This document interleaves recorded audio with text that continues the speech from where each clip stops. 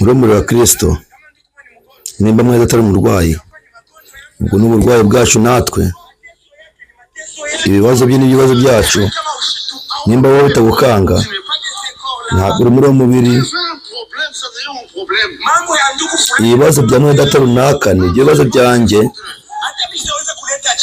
nimba nashaka kugira igisubizo nimba namenye ibibazo bye nzashyira amavi hasi musengere nimba wowe bitagukanga ntabwo uri muri iki gice cy'uwo mubiri wowe ntabwo uri n'urwaza ntabwo uri muri uwo mubiri ku bitaro arwaye ntujyayo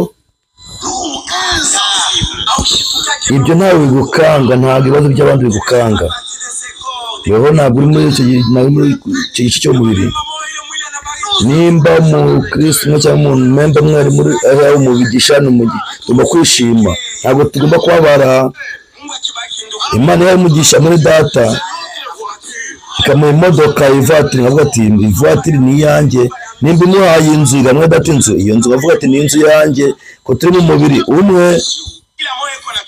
buri umwe agacunga mu mwanya we ibyo mushobora kubisobanukirwa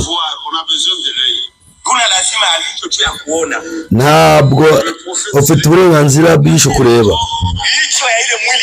igice cy'umurimo wa Kristo njye ntabwo mfite ishyari urareba neza cyane kundusha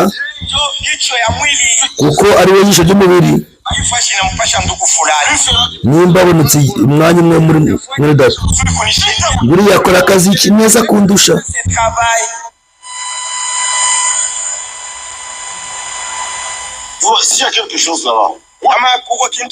nimba ari ikintu kiri aho hejuru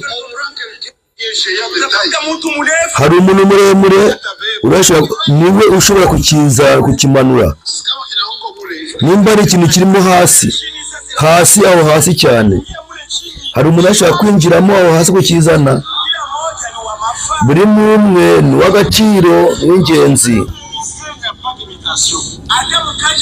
no mu murimo w'ubukozi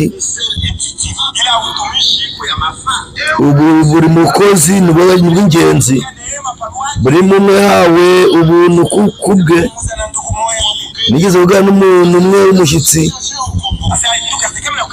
aravuga ati ngiye muri Kongo ati ngiye mu ndekere umunsi umwe wo kubwiriza umunsi umwe niwo sinshobora kubwiriza iminsi myinshi nsanga nshobora kubwiriza icyumweru cyose uri uw'agaciro mu murimo uko ubwiriza birahagije kuri twe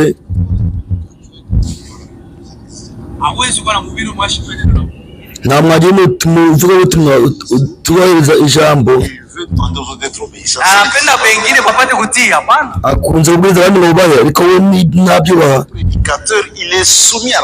mhubiri ni ule mwenye anatii neno umubwiriza n'undi wubaha iweriza ijambo Un prédicateur, c'est un défenseur de la parole. Mhubiri ni ule mwenye anasimamia neno. Umubwiriza ni uhagarariye ijambo.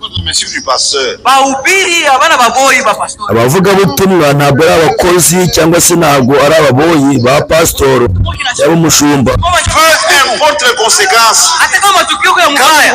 Mvushe mwile kanisa. Nimba guvana icyo muri iryo torero. Kubwira abantu ukweli. Ugomba kubwira abantu ukuri. Toute l'église dans la fausseté. Pastor anapeleka kanisa kwa mbovu. Umushumba yinjiye mu binyoma.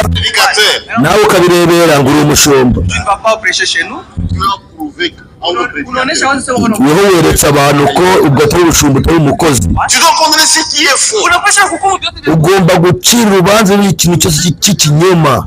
Watu shia mhubiri ni neno. Ntabwo ntabwo ari umubwiriza kuva ngo yambaye karuvati yambaye ikoti, umubwiriza ni ijambo. J'étais à l'enterrement. Bibi batako maziko yake. Je parlais avec lui. Bibi alianza kusumbuliana. Ngoje namanje nangana nawe ngo nibuganagana ku jambo. Même si tu as mangé avec lui. Hata kama ulikula na Frank. Hata kama mtoto. Nimbora wanye na Frank. Ni uri mwana we. Neno yabice tren wacu ni ijambo bene data. Demise de la parole. Mahubiri ya neno. Ngo turabavuga butumwa ijambo. Nous sommes les ministres de la parole. Kwebwe ngo twari dufite imana yacu ni ijambo. prédicateur. Cho mhubiri ule. uwo niwe muvugabutumwa w'ukuri. Et quand ils ont travaillé, Na wakati il y walitumia avait de l'harmonie. igihe batworeje mu murimo, Maintenant, mon vita, l'œuvre de Dieu. iby'Imana ntabwo ari iby'intambara, Munakombana birirwa murwana mufatana mu mashati, de l'harmonie. iko musawa. Kila mtu mufwashi. buri muntu mu mwanya we bimeze neza, Na tuko naheshimiana. kandi tuye twubahana. Dans le corps de Christ. Tafuta na uvumbule kwashi yako. Shaka neza umwanya wawe, Vous serez une bénédiction sur l'église. Utakuwa Pour l'église. baraka juu ya kanisa. uzaba umugisha ku itorero. Entre les vrais hommes de Dieu, il y a la collaboration. Na batumisha Mungu abyakore beko natumika musawa. kandi abakozi b'Imana b'ukuri bakorera mu bumwe. Matayarisho ni nini? Kwitegura ni iki? Ni kurudia kuneno Ni ugutegura ku ijambo yote. Mais toi, tu t'entêtes. Sasa wewe unafanya kichwa ngumu. byose, ariko wowe urimo kwigira umuntu ukomeje umutwe.